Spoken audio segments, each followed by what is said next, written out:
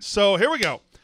This Sunday, AEW, a company that I think does the pay-per-view special better than anybody in this industry, they have not had a bad one yet, and I don't anticipate this one to be bad at all. In fact, the card is loaded. Double or Nothing coming to you May 30th from Daly's Place in Jacksonville, Florida.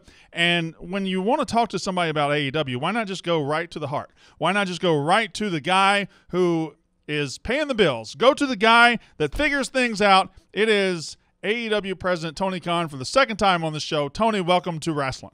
Thank you for having me back. I loved doing it the first time with you, and it's great to be back with you, Brandon. I really appreciate it, man. Yeah, so you famously you brought us down to Daly's Place for AEW Revolution a couple of months ago, and you brought us down to Dynamite and treated us like kings for a whole week. It was fantastic. The Daly's Place setup is great, but now we're 3 months removed from that. Before we get to the pay-per-view, one question. You've been You've been leading a wrestling organization through the minefield of COVID for so long now. We're starting to come out of that, and we're starting to plan to do things on the road. How does that change your job, man? How does that change your day-to-day? It's going to change a lot because we're going to be back on the road. So it's been really great being able to be based in Jacksonville with AEW, and there's been a lot of negatives about not being on the road and seeing all the fans and the live fans, but there's been some efficiency to it. But we'll be back like it was before the pandemic. We're on the road every week, and I think that's awesome.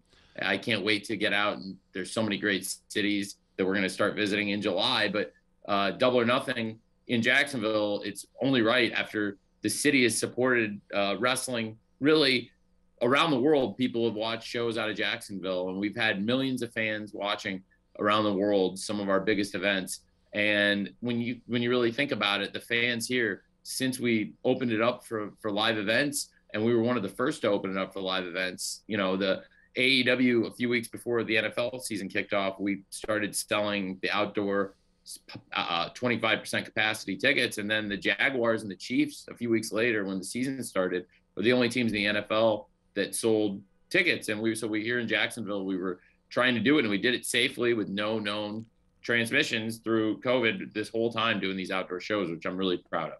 But now, like you said, we're back. It's 5,000 people packed into Daly's Place. It's going to be awesome, and it's the energy that has been missing from the wrestling pay-per-view for a while, and I can't wait to get back to it. And we have, like you said, it's a loaded card. And it's a loaded card. Yeah, it's so sick. It's awesome. It is really – I want to start – I'm just going to go down the card real quick. I'm just going to go down – I'm going to start with a match last year that I think was an unconventional match of the year candidate. I didn't go into Stadium Stampede last year thinking this is going to be incredible. I went into it thinking – what are they going to do? That's where my mindset was. Now there's a template, though, and now you've got the hottest feud in wrestling, which is the Pinnacle, MJF's group, against the Inner Circle, Chris Jericho's group. It's been hot. They did Blood and Guts a couple of weeks ago. Now they do Stadium Stampede. Tony, how are they going to live up to the expectations they set last year with the Stadium Stampede? Well, it's a very different Stadium Stampede. The Pinnacle are a great group, and the Pinnacle showed in the Blood and Guts match that they are pretty much an unstoppable force as a unit in these kinds of matches, and how well organized they are under Tully Blanchard.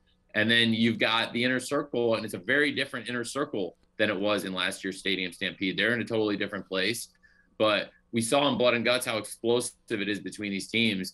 And I think it could be more along the lines of that kind of ass kicking than last year, which was a great mix of everything.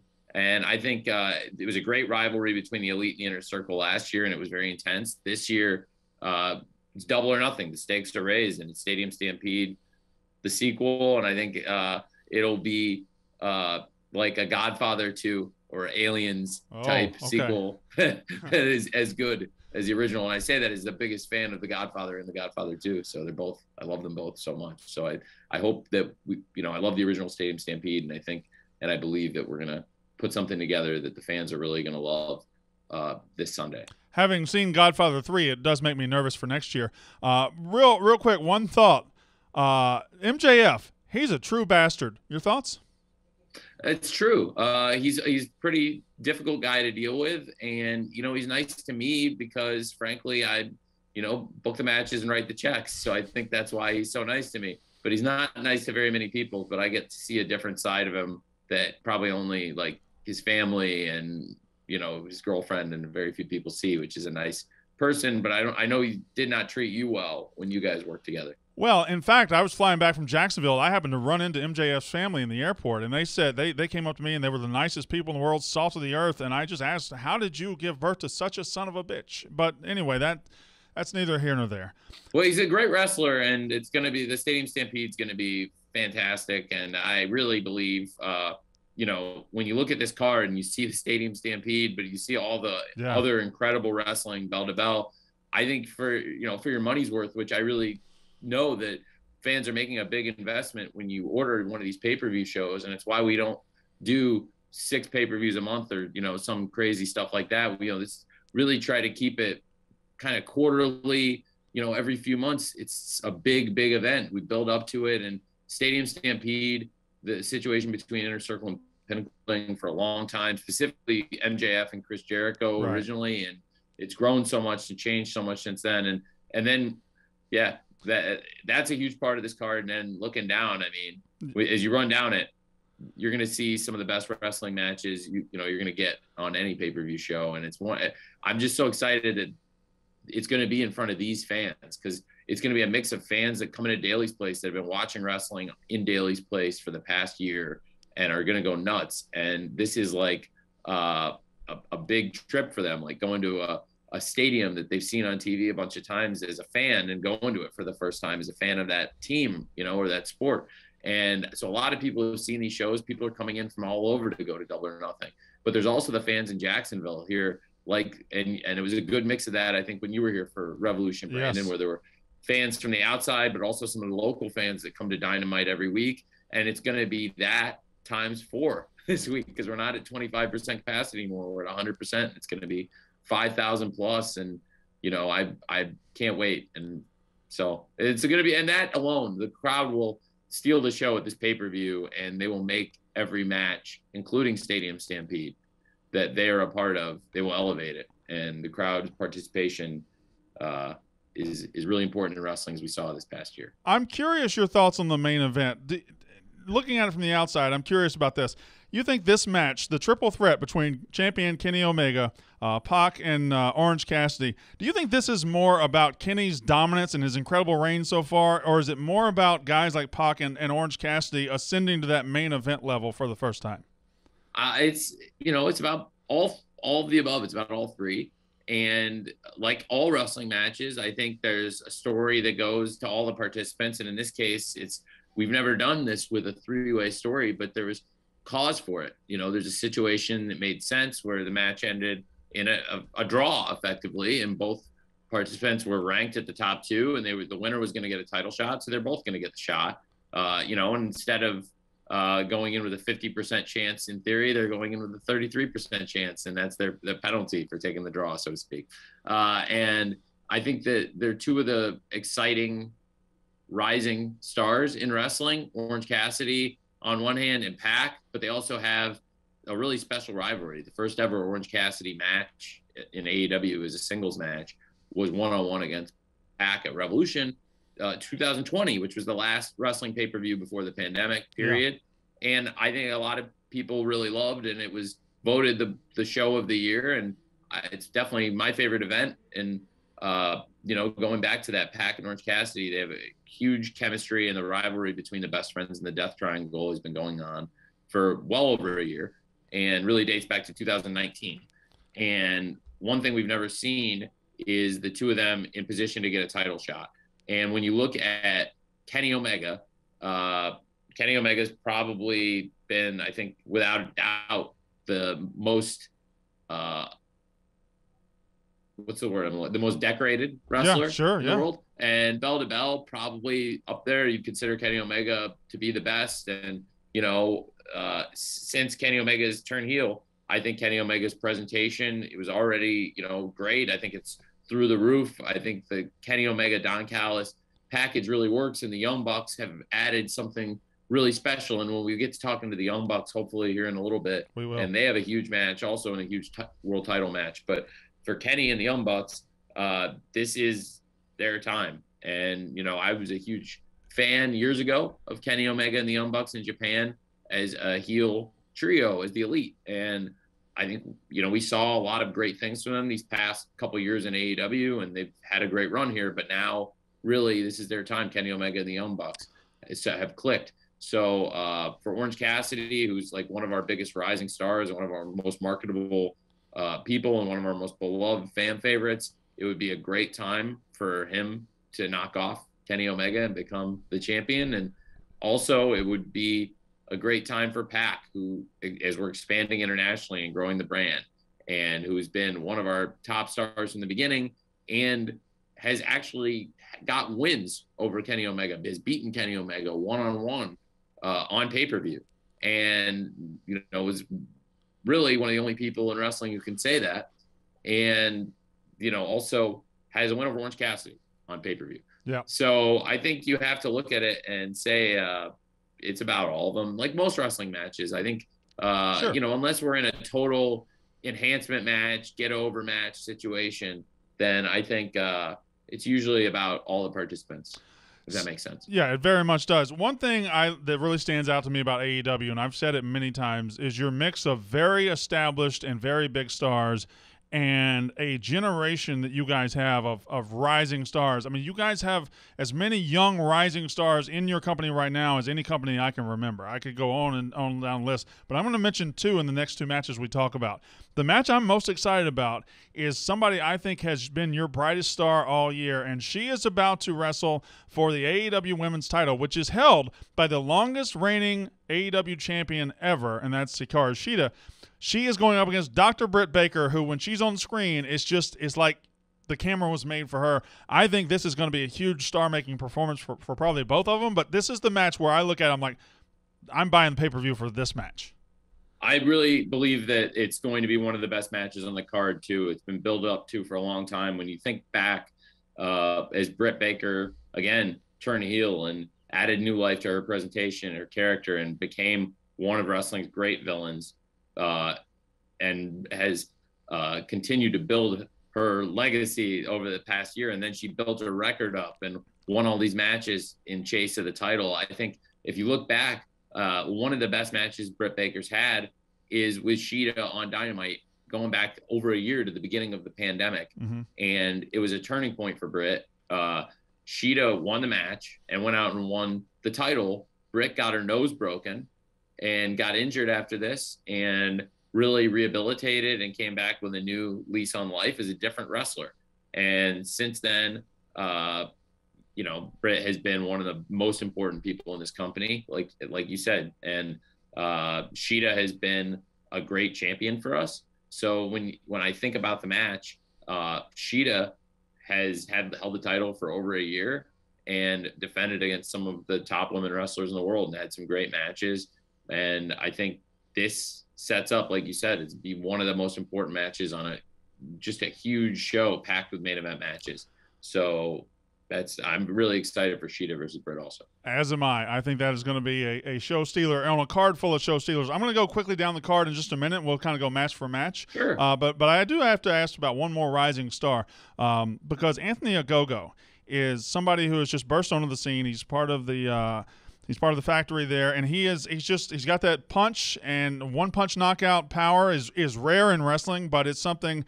It's a story that is very, very interesting, and he's going up against Cody Rhodes, who's going to be the American Dream Cody Rhodes for one night only.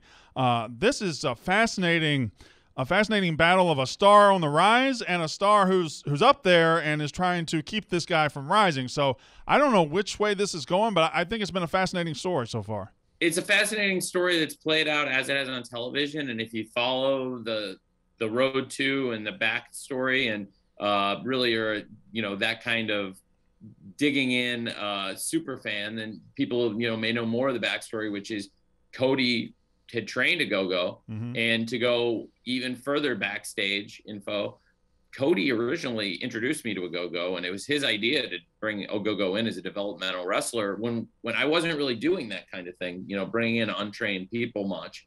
And we've done a few, and he's had a few experiments now with people that hadn't really trained to wrestle, and they've been really great successes, partially because we have great training, and Cody's a huge part of that.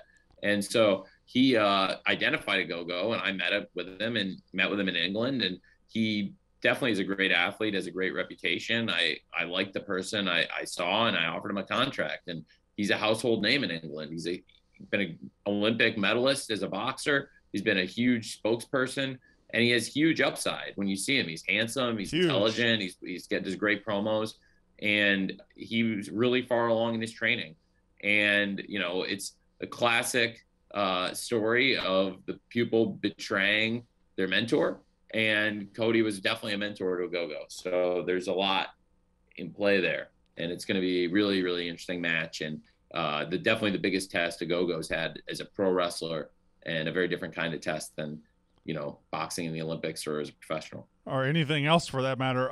So we have, I know we have some time issues with you, but I want to get your thoughts on everything. No, I really appreciate you. I want to make time for you. This is great. I just really appreciate you having me on and giving me a chance to tell people about the show, because I think it's going to be an awesome pay-per-view. So please. It really is one hell of a card. When I look down, and I haven't even mentioned the fact that Sting's first in-ring match at AEW is happening this weekend. Sting and Darby Allin, they of course had the great cinematic match at Revolution, but Sting, Darby Allin against Ethan Page, Scorpio Sky, that's just, I hate to use this term, but it's just a geek out moment to watch Sting come out and wrestle with Darby Allin. Anytime these guys are in the ring, it's fun to watch.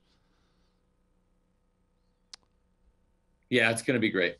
5,000 people there packing Daly's place, and this crowd's going to go nuts for Sting and Darby. And Ethan Page and Scorpio Sky have been one of our top acts recently in terms of the amount of damage they've done on our show and the amount of impact they've had in influencing the show with their attack and Darby, and of course Darby getting thrown down the stairs, and then on a run of 9 straight title matches, defending the TNT title and getting thrown down the stairs, he went into a match with Miro with effectively one hand tied behind his back, thanks to them. And they've really been a thorn in the sides of Sting and Darby, and have attacked them. And Sting and Darby, fought back last week. And I think we're going to see Darby in action, this week on Dynamite. We're going to have Sky and Page in action on Dynamite against the Dark Order, who have also been involved in this situation with them. So there's a lot at play, but really, like you said, I think a big headline above all else that people are going to take away is that Sting has not wrestled in front of a live crowd in 6 years. Yeah. And this is a great sellout pay-per-view crowd. And of all places, it's in Daly's place, where he has done all of his TV appearances since he returned 6 months ago. So I just think it's all lined up really perfectly for this event. And it could be a potential storybook scenario, but it could also be, like you see in wrestling, the start of a new era and really some new villains in Scorpio Sky and Ethan Page, who really, established themselves. They won some great matches on Elevation and really invaded and disrupted Dynamite in major ways. And I'm really excited. So that's Sting coming back is a big deal.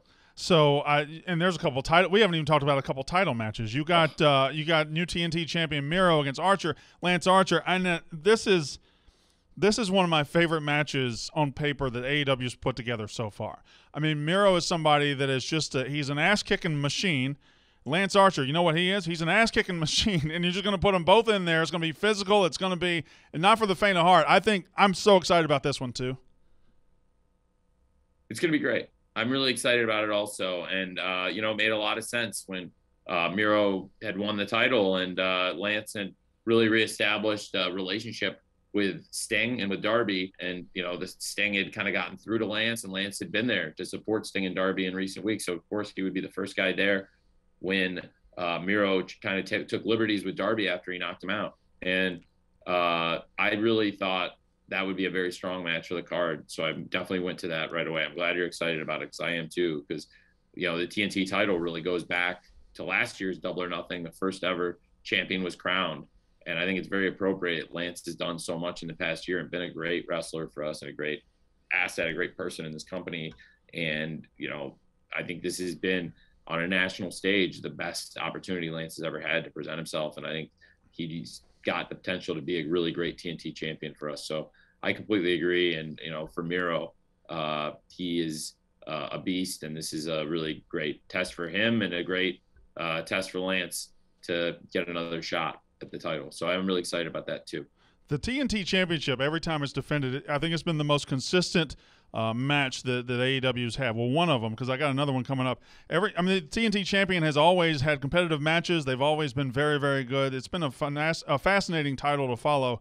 But maybe the most fascinating title to follow in AEW so far, and producing perhaps the best matches, including the match of the year in 2020, which was at Revolution when it was, I believe, the Young Bucks against Omega and Hangman Page at the time. But now the Bucks are the champions. The Bucks holding the tag team straps against former AEW champion Jon Moxley, his buddy Eddie Kingston. I don't know what to think here. I mean, the Bucks are on a run of their TV and pay-per-view matches have been out of this world. And I'm not even saying that as like a Bucks fan or whatever, but their matches have just had that extra since they had a little change of heart a couple of months ago. Yeah, absolutely. Since we've seen the Bucks embrace their villainous ways, they've been, I think, one of the most consistently awesome, entertaining acts in wrestling. And they're a great team, but you can't really talk about AEW very long without talking about Jon Moxley. So right. Jon Moxley is one of the most important people in the history of AEW. Is great champion, maybe our greatest champion, and for him, he's also one of the most accomplished tag team wrestlers ever. And Moxley and Kingston have gone through; they've been unstoppable as a team and really worked their way to the top. And it shouldn't be any surprise because they have this really great bond. Eddie's coming to AEW has been one of the great success stories in wrestling, I think, to come in through the pandemic and really build, again, talk about somebody who's probably this is the best opportunity they've had in their great career to present themselves and be on national TV. And now he's main evented pay-per-views, and here he is again in a world title match. And I think for Moxley and Kingston, there's a reason they got in this position, because they are really important people in AEW. Mm-hmm. And so that I believe that Moxley and Kingston versus the Young Bucks could be one of the best matches on this show. And Young Bucks matches on pay-per-view are always great. Moxley and Eddie deliver on pay-per-view, and I think that it should be an awesome title match. So it's a crazy slate of title matches before you even look at everything else on the card when you look at the 4 title matches. So it's really exciting pay-per-view. So it very much is, and there was a couple of other matches. Hangman Page against Brian Cage in a match of future AEW champions, in my opinion. You got the Casino Battle Royal, which will produce a contender there. It's just, I mean it when I say it. I'm not just gassing you up. I really think AEW pay-per-views are the most bankable product in wrestling right now, from Revolution to Double or Nothing to all of them. Thank you. I really appreciate that. Well, I hope everybody takes you up on that very, very positive and strong recommendation, which I really, really appreciate, Brandon. And thank you for saying that. And I'm glad you've enjoyed it. And I think the pay-per-views are great. And if people would give us a chance for Double or Nothing this Sunday, May 30th on pay-per-view, it starts at 8 p.m. Eastern, 7 Central, 5 on the West Coast, 6 Mountain Time. And just to cover all our American bases. And it's available overseas also through Fight, but it's available here on cable, satellite, and of course BR Live. I would, really appreciate, for you, I want to talk to you after the pay-per-view. I really appreciate hearing your thoughts, and please, I want to hear what you liked and didn't like, as always. And you've always just been a really, really positive, but you have interesting thoughts on wrestling, and I love coming here and hearing what you think, and it's really helpful to me. And you've got a great audience and great fans here on Rasslin. So thank you for giving me a chance to talk about AEW and Double or Nothing with you again. Thank you very much. That's Tony Khan, AEW president. Tony, can I just slide one question in at the buzzer here? Like, give me a 10-second answer. Yeah, sure, whatever. You guys have gotten, I wouldn't say adventurous with the music you guys have been able to procure for your talent very, very recently with Jon Moxley and with some other people. I think that's an element of wrestling it's been sorely missed. When did you decide to kind of inject that? I'll be honest. This is a really great question. So I try to keep AEW full of surprises, and I wanted to do some different stuff. And I've looked at licensing music last year a bit, and there were some songs I tried to license, specific songs for specific people. And then I kind of went down the rabbit hole of doing it. And the one that was the most personal and important that we got really quickly, and he was so great about it, and the team was so great about it that works with him, was Tom Waits' Old 55. Because you know, I started working on it not too long before John passed, but admittedly, because I knew that it was not looking good, I started working on it, you know, about a week before the holidays, and John passed shortly after. So I really, since then, I felt really strongly about that and have made a commitment to using other music. And so it, you know, it's changed and developed, but I try to keep the show full of surprises. There's going to be great surprises this coming week from AEW, you know, across the Dynamite before and after the pay-per-view. I'm, you know, really planning great matches, but this show, the Double or Nothing, going to be great matches, hopefully some good surprise and exciting wrestling, but just most important thing to me is like to deliver stuff that the fans enjoy. So that's, the music's a great example of that. Like, you know, it was a very important, touching and somber moment when we played Old 55 as a tribute to John, but then there's other themes that I wanted to license to create a totally different emotion or invoke a different emotion, like Where Is My Mind for Orange Cassidy, or Tarzan Boy for Jungle Boy. Sure. And so it's, you know, just trying to keep it fun and interesting. And the music is a great way to keep in touch with the audience. I'm pretty involved in music, not as directly, but I'm a partner in activist artist management, and my partner, Bernie Cahill, who's my good friend who helped me get into the wrestling business through his, you know, connections and friendships in Hollywood that became my connections and friendships in Hollywood. He is really active in the music business and, you know, kind of inspired me too. He manages the Grateful Dead, Dwight Yoakam, and a lot of top bands and actors and musicians. So that's been a big part of it too. But I'm glad it's connected, and I think it really now has. with a Wild Thing, you know, we're talking about Moxley and Kingston. I think Wild Thing has been awesome. I'm a big Major League fan, so I was glad to be able to get that X version, which is great. And, you know, for the hooligan delinquent from Ohio coming out, I think it's real appropriate to hear the Wild Thing, and I think that people are going to go nuts on Sunday at Double or Nothing when they hear it.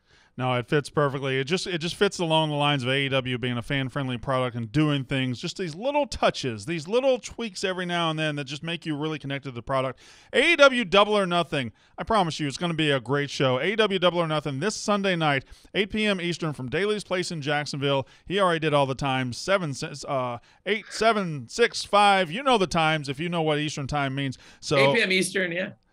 We got that. We got Dynamite on Friday night this week, and then on Wednesday night next week. So it's going to be. No, it's Dynamite's on Friday the next couple weeks, actually, because of the that's my mistake. NBA playoff time shifting. So we're Fridays at 10 the next couple weeks. So this Friday at 10 o'clock Dynamite, but then we'll be back to Wednesdays 8 p.m. Eastern. I apologize. I apologize for that. You're cool. You're a great guy, and I love doing this with you. So no, please, my apologies to me that I just am so. Feel the need to jump in with numbers and stuff all the time. So thank you. So that is AEW President Tony Khan, and it is going to be one hell of a show this Sunday night. Double or Nothing. Double or Nothing.